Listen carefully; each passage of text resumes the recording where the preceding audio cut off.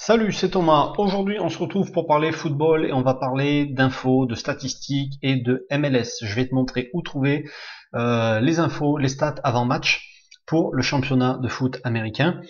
Donc, c'est un site que j'ai découvert il n'y a pas très longtemps, bizarrement, parce que je m'intéressais pas plus que ça à la MLS et depuis que j'ai sorti la formation base de données, et que j'ai commencé vraiment à enrichir ma propre base de données, j'ai chopé tout un tas de statistiques sur la MLS, donc que j'ai rajouté dans ma base de données.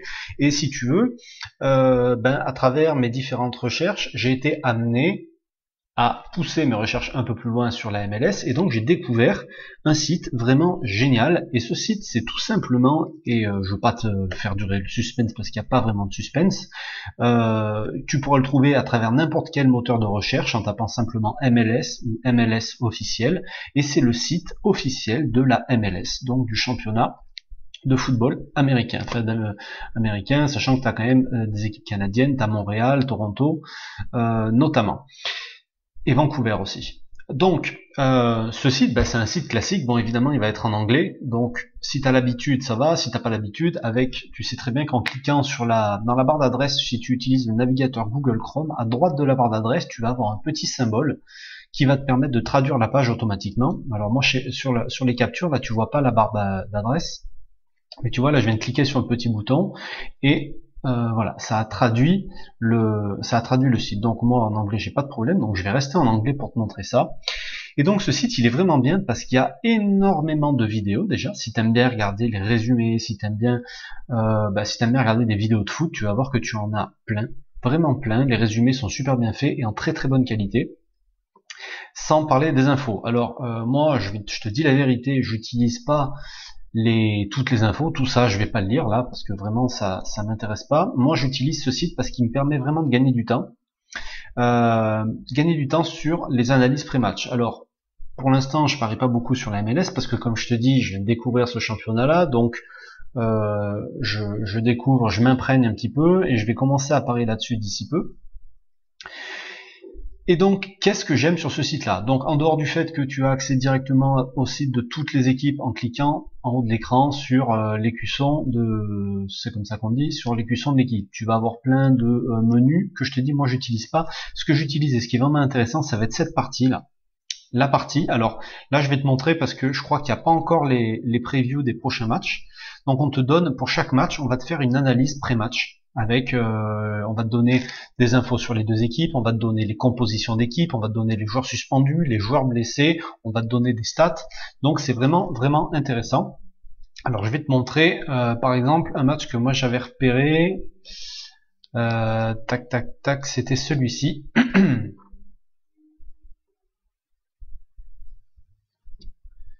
Voilà. Alors quand tu vas, donc au départ ça va être sur la preview ici, avant le début du match, donc à gauche du menu là. Et ici, donc, tu vas avoir, on te rappelle évidemment le match, on te rappelle pour quelle journée du championnat c'est, à quel endroit, donc le stade de Seattle, l'horaire, et la chaîne où c'est diffusé. Donc, c'est assez complet au niveau des infos. Là, on va te faire un petit topo, finalement, sur les dernières prestations des deux équipes. Là, on va te mettre des articles qui sont en relation à chaque fois, pour que tu puisses aller lire, etc., si ça t'intéresse.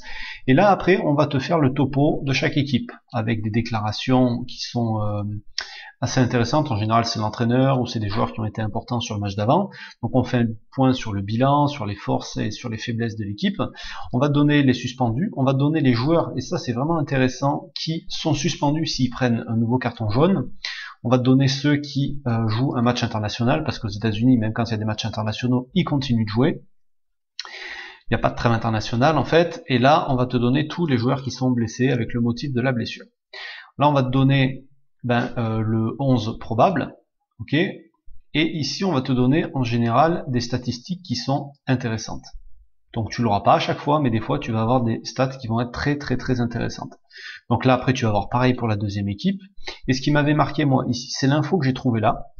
Et on te dit que depuis début août 2017, alors il y avait Dos Santos et Dos Santos, alors je sais pas si c'est des frangins ou pas, j'en sais rien, et Alessandrini ont joué 27% du temps de jeu de la MLS, et qu'en gros, quand ils étaient là, ils marquaient 2 buts par match, et que quand ils sont pas là, ou quand il en manque un des trois, il marque seulement 1,3 buts. Donc tu te dis que vraiment ces mecs-là ils sont importants parce que c'est presque, bon c'est pas du simple au double, mais ça fait presque 50% de plus quoi. Donc c'est vraiment des joueurs qui sont très importants. Et là quand tu regardes dans les joueurs absents, tu as Alessandrini qui est pas là, tu as Machin dos Santos qui est pas là, et le deuxième il était questionable, donc il était incertain, et finalement je crois qu'il a joué. Et ça s'est ressenti au niveau du score parce qu'ils ont pris une tôle. Donc sachant qu'il y a Ibrahimovic aussi dans cette équipe-là qui n'a pas joué, voilà, c'était une info qui aurait pu être intéressante et qui aurait pu servir pour faire un pari sportif. Donc là après tu as l'historique entre les deux équipes, les arbitres, etc. Et là tu as les commentaires en dessous. Dans lesquels parfois tu peux apprendre certaines choses qui sont super intéressantes. C'est là que j'ai appris par exemple que Ibrahimovic il aime pas jouer sur les synthétiques, et je crois que c'est pour ça qu'il a pas joué ce match-là, parce que ce match-là c'était sur un terrain synthétique justement. Après sur le côté ici, tu vas avoir tout un tas de stats qui peuvent t'éviter d'aller voir sur d'autres sites. Par exemple, un site comme SoccerStat, aller voir en parallèle sur un deuxième site, tu vas avoir tout un tas voilà, de chiffres qui vont apparaître dans la colonne latérale de droite, avec voilà, le nombre de buts marqués, le nombre de buts concédés, alors au total, à domicile, à l'extérieur. Voilà. Après c'est à toi de voir, c'est à toi de farfouiller.